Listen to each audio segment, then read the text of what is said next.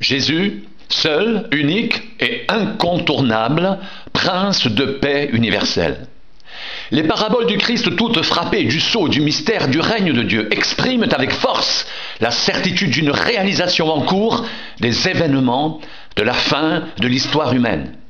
En effet, le ministère terrestre de Jésus, sa mort et sa résurrection sont catalyseurs et déclencheurs de l'étape finale des derniers temps qui ne trouveront leur complet achèvement que lors de son retour.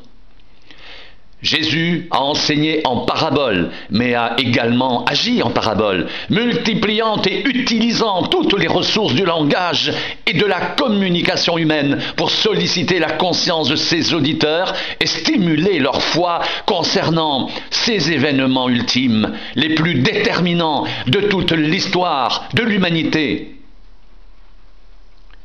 L'enjeu d'une importance magistrale n'étant rien moins que la vie éternelle.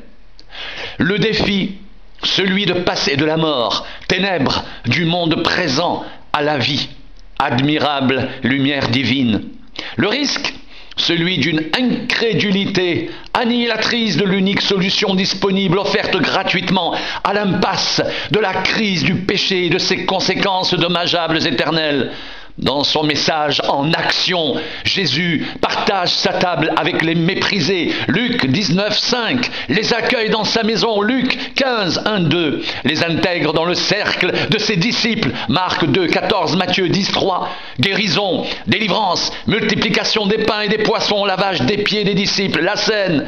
Tout participe de la même thématique et converge vers une seule et unique réalité. C'est le temps messianique, le tournant du monde, le temps du pardon et de la réconciliation. Voici maintenant le temps favorable. Voici maintenant le jour du salut. 2 Corinthiens 6, 2. Jésus proclame alors par ses actes et toute sa vie, jusqu'au paroxysme de la mort sur la croix, le même message. Les derniers temps sont accomplis. Le temps de la grâce a commencé.